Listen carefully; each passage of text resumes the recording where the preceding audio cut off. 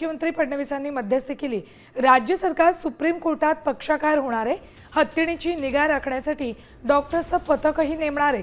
मठानं याचिका दाखल करावी, सरकारही याचिका दाखल करणार आहे। राज्य सरकार पूर्ण ताकदीनं नांदणी मठासोबत असल्याचं मुख्यमंत्र्यांनी आश्वासन दिले।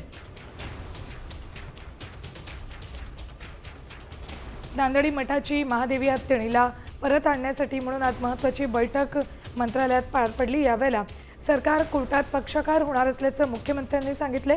यासाठी नांदणी मठाने याचिका दाखल करावी असंही यावेळेला मुख्यमंत्र्यांनी सांगितले। मुख्यमंत्र्यांनी सांगितलं की शासन तुमच्या बाजूने राहील, मठाला सर्वतोपरी मदत करेल असं मुख्यमंत्र्यांनी सांगितलं। आम्ही काही दिवस वाट बघू, परंतु एक सांगतो, आम्ही आता जो काय लढा सुरू केलेला आहे तो अजिबात थांबणार नाही। जोपर्यंत आमचा हत्ती मिळणार नाही तोपर्यंत आम्ही रिलायन्स उद्योग आणि जिओवरचा बहिष्कार आमचा कायम राहणार।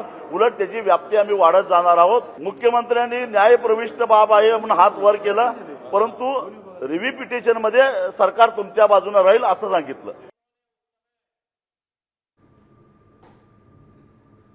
इथं कोल्हापूरला तिला परत आणलं पाहिजे। आज बैठक हा विषय हो, बैठक बदलेल असं मी ऐकलंय। तुम्हाला बैठकीचं काही निमंत्रण? नाही, मला काही निमंत्रण नव्हतं। सर, माधुरी हत्तीन कोल्हापूरमध्ये परत यावं त्यासाठी तुम्ही काय पत्र लिहिणार आहे का कोणाला? तुम्ही ते केंद्रीय स्तरावर काय हे करणार आहेत का? मी तसलं एक पत्र त्यासंबंधी पंतप्रधानांना आधीच लिहिलेलं आहे।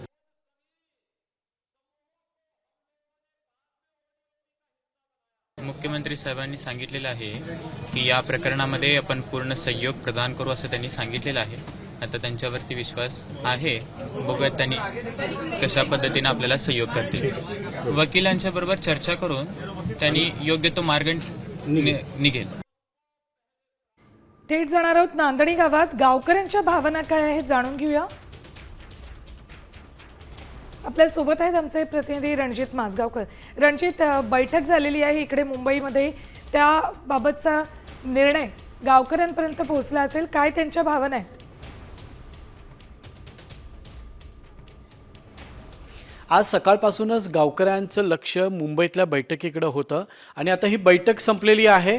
आपल्यासोबत गावकरी आहेत, तसंच सरपंच देखील आहेत। आपण त्यांच्या प्रतिक्रिया या संदर्भात जाणून घेण्याचा प्रयत्न करणार आहोत।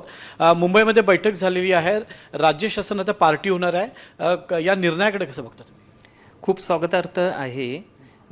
लोकांच्या थोडी आशा निर्माण झालेली आहे। हत्तीबाबत खूप मोठा जनक्षोभ उसळलेला होता आणि त्याला आता मोठा पाठिंबा राज्य शासनाकडून मिळणार आहे, त्यामुळे त्याला ताकद मिळणार आहे। काय सांगाल या निर्णयासंदर्भात? महाराष्ट्र शासनाचं स्वागतच आहे, लेकिन लवकरात लवकर पिटिशन दाखल करून लवकरात लवकर नांदणीमध्ये कसं हत्ती येईल ह्याकडे आमचं लक्ष आहे। या गावच्या सरपंच आपल्यासोबत आहेत।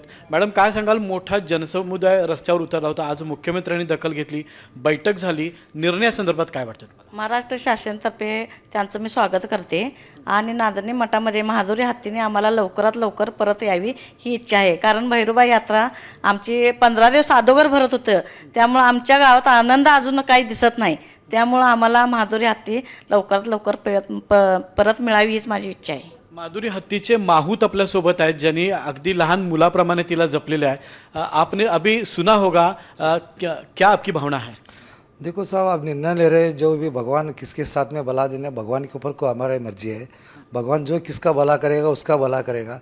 अभी देखो हमारे गांव का अभी भैरवा का जतरा भी है, उसके तरफ से जतरा भी हम रुका दिए। इसके लिए उतना भी उसके मंदिर को भी हाथी नहीं सो अच्छा नहीं लग रहा। हर यात्रा में जाता था, घूमता था मंदिर का आश्रय, वो भी नहीं सो कर रहा है। भगवान उनकी दुआ में है, उनके दिल में डालना है।